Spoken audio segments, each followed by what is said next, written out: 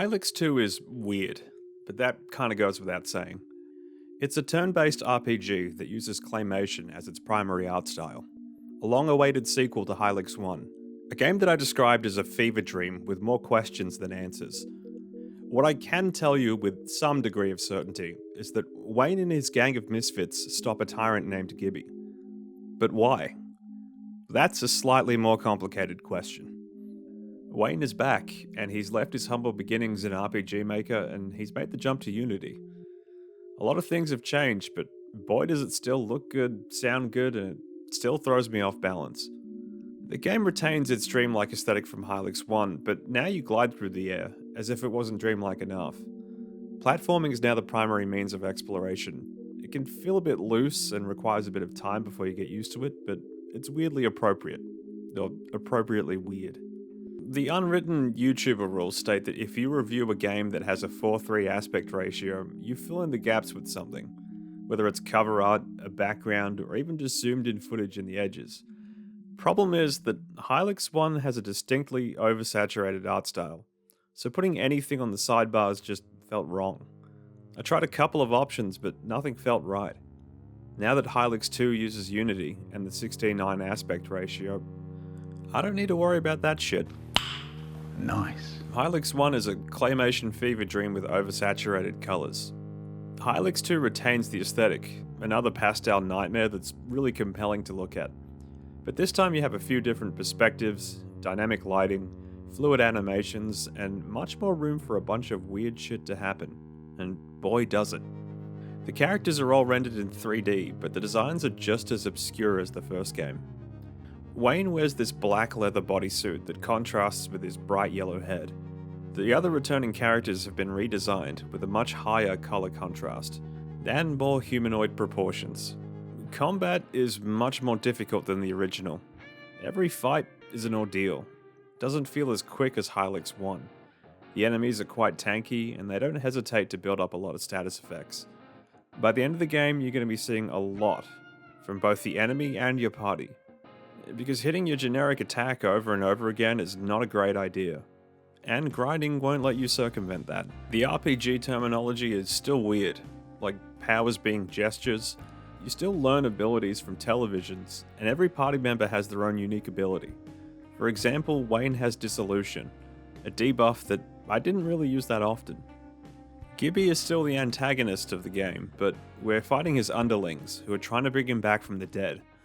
The soundtrack is experimental and offbeat, much like the original. Prepare to have your ears assaulted by noise again, but this time it feels like you're underwater with occasional sharpness that brings you back to the surface.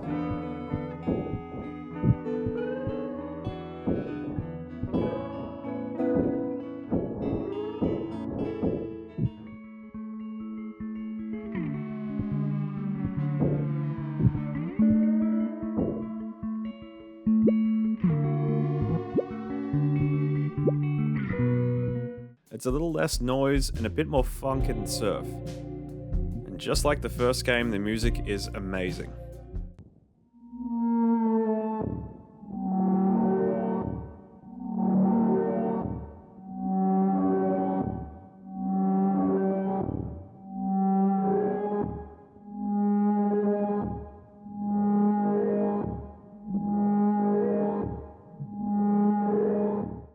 We begin inside Wayne's house, or what appears to be a compound made up of Wayne and nothing but Wayne.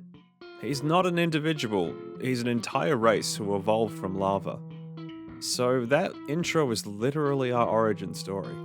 Wayne and every other Wayne is born from one of these slugs. What's worse is that you can find one of these dying on the beach, and you can use it for meat collection.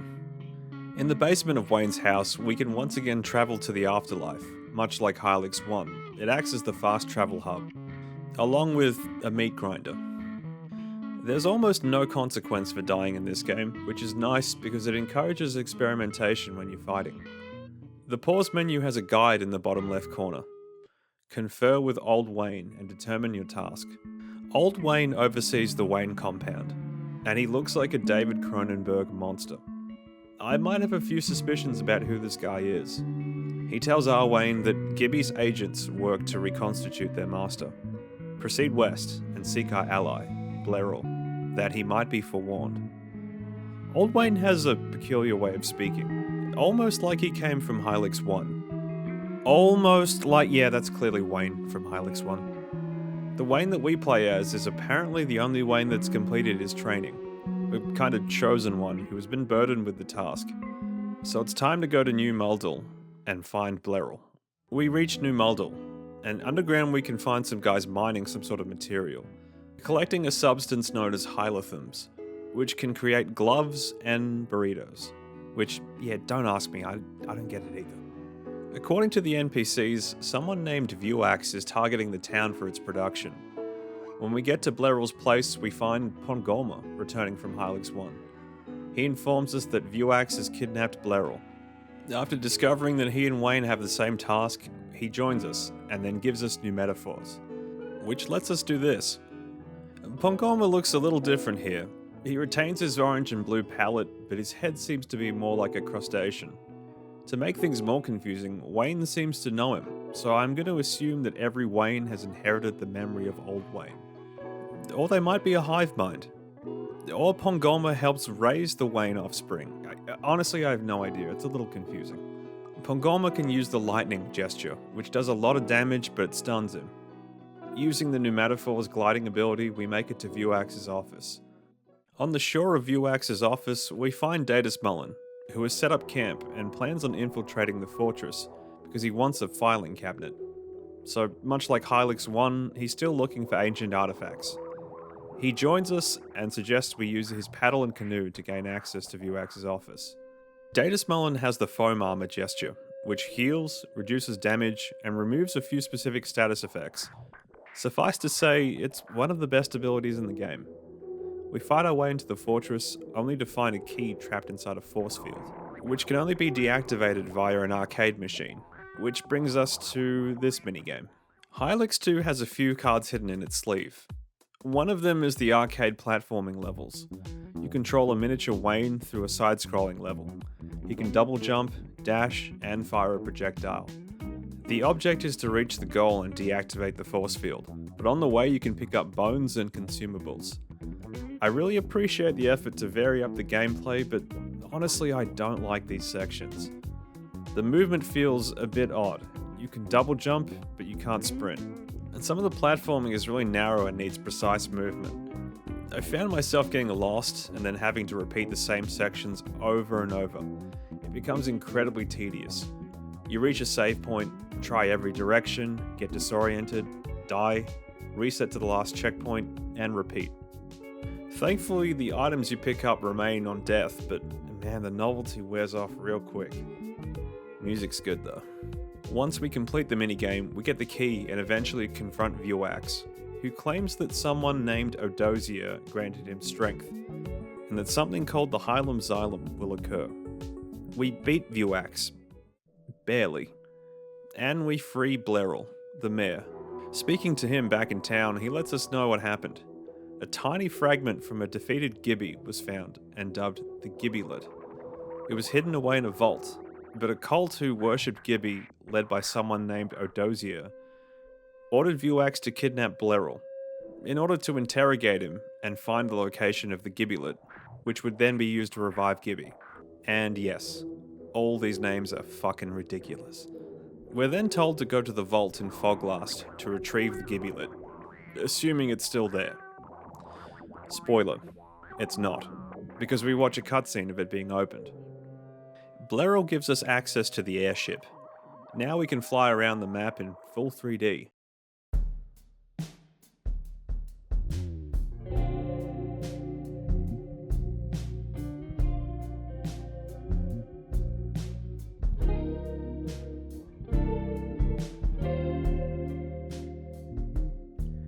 We can also explore the ship, talk to party members, and just hang out around the water cooler. Now we need to get into Foglast, but a force field is blocking the way, so it's time to explore. We find an island that contains some sort of farm. If you've played the first game, you know this song, and you know who's waiting for us here. The farm is growing these creatures for juice extraction. I'm not exactly sure how it works, and I'm not even going to try and guess. It's hard work, but it's honest work. Inside the main building we find Somsnosa, who's fending off some enemies. She asks Wayne for help. The gang is finally back together, and Somsnosa is a welcome addition. Her unique gesture is Wave Artifice, which is one of the few moves that hits all enemies. She's the damage dealer of the group, and considering how long some of these fights are, I'm glad to have her back. Somsnosa was ambushed when she tried to open a Juice Beast egg, only to find agents of Odosia, one of which dropped a key to the facility in the north, which just so happens to be the place that controls the shield around Foglast. Talking to Somsnosa on the airship reveals that her old island was overrun by the ambulant skulls, and Wayne offers his sympathy, but she's glad to be back on the warpath. The gang infiltrates the shield facility, and as it turns out, the shield is drawing power from this lifeform trapped in a tube. This dungeon generates itself as we walk through it, which is slightly disorienting but looks incredible.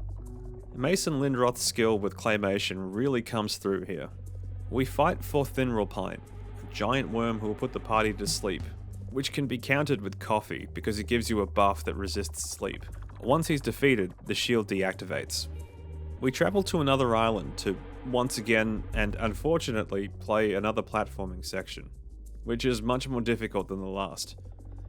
We receive the deep key for our trouble.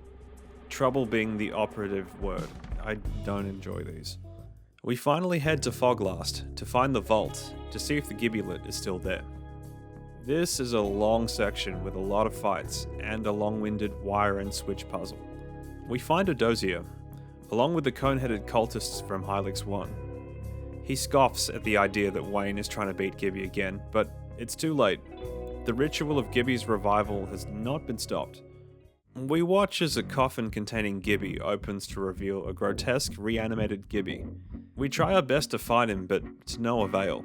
He wipes the party and creates the Hylics Xylem, a tower that sends out a pulse that transforms people into colourless beings who can't speak coherently. And with this, Hylics 1 suddenly makes a lot more sense.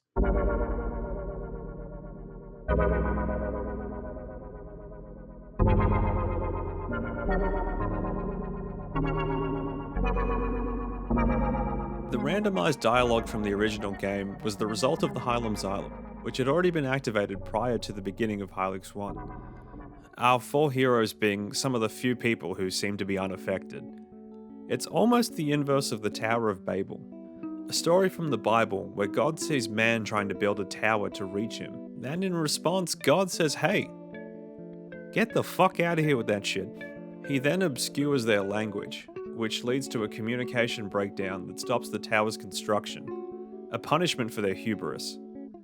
Gibby's version is referred to as the Spell of Absurdity, and the tower itself obscures the language. Between acts, we control Dracula for a brief moment. It feels as if he's trying to get his thoughts in order, but the Spell of Absurdity is clouding his thoughts as he slips into mindlessness.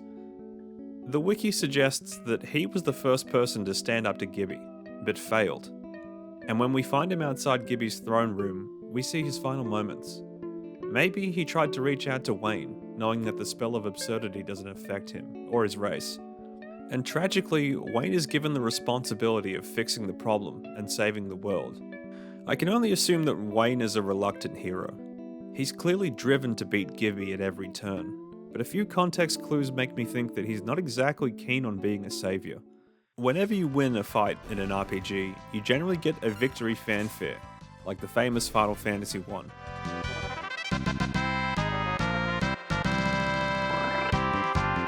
It's this upbeat, triumphant, energetic medley. But in Hylics 2, you get this.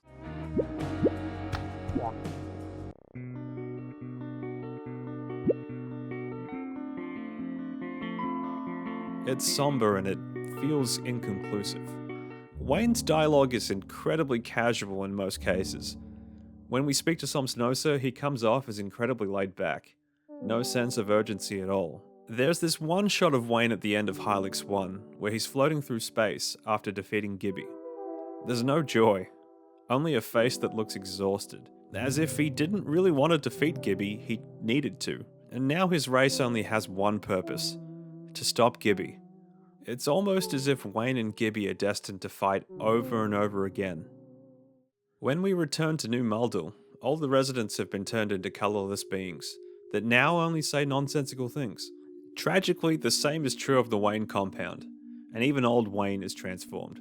So there goes my theory on Wayne's resistance. Bleril can still speak to us because of his royal blood, but strangely enough, we can slap him and the others for full health, which seems horrible, but they do respawn. With that knowledge, we can now get into their vault, giving us access to a bomb that we can bring to a nearby dig site. Before that, we can talk to the party members to find out that Somsnos' helmet comes from a post-dog. Datus Mullen doesn't so much have a haircut, but his head changes according to the season. And Pongorma hints towards the Sage's gesture, an ultimate attack that will help defeat Gibby. We return to the dig site with a bomb that opens up the Sage's Labyrinth. Hands down the worst section in the game. It's another perspective shift, but instead of platforming, you're playing in what I can only describe as the Windows 95 maze screensaver. I might dislike the platforming, but I hate this section. As does the guy who wrote the Steam guide. You move one space at a time, and the dungeon is multi-layered, with ladders, pits, and switches. Trust me when I say that this part sucks. I appreciate the effort to mix up the gameplay, but this was too much. The boss fight against the moving car is pretty cool though. It reminds me of the train boss from Final Fantasy VI. Our reward for this torture is the final Sage token. Hidden items used to find the ultimate attack on the Sage's airship, Bombogenesis, a move that drains all the party's will in exchange for massive damage. The party takes the airship above the clouds and reaches Hylics Island, which is a very long dungeon where you get keys, deactivate force fields, and drain fluid to progress. After all these fights and puzzles, we once again confront Gibby. Gibby is gestating inside a pool of juices. Wayne speaks about how the land has almost recovered from the previous Dark Age. Gibby tells Wayne that he was just a lava at the time, and had he seen it, he would have thought differently. Gibby claims that he's making the world a better place, one where even Wayne might be welcome. The party chimes in with their protests. Gibby points out that Pongorma has seen the Age of Sages, which is alluded to as some sort of paradise, which means that Pongorma and Gibby have been around for a really long time. Despite all of this, Pongorma admits that he's become quite attached to the current planet. So, with no other options, we fight.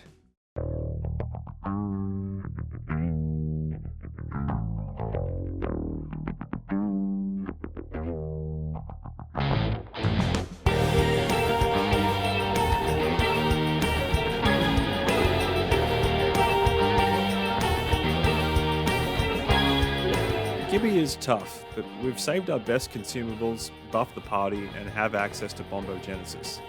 So we make short work of Gibby. The Hylics Island explodes, and the debris falls to the planet. The party finds themselves on a stage, because, after all, they're still a band.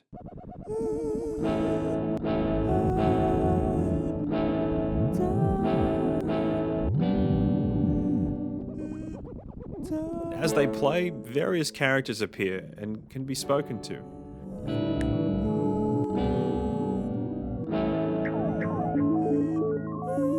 Odozier comes in and tells us this ain't over. Bleril says that people will eventually return to their natural forms. Old Wayne comes back to tell our Wayne that maybe one day he'll become Old Wayne. We dive past the audience, and in the ocean of juice, we find a switch. And just as I thought I had all the answers,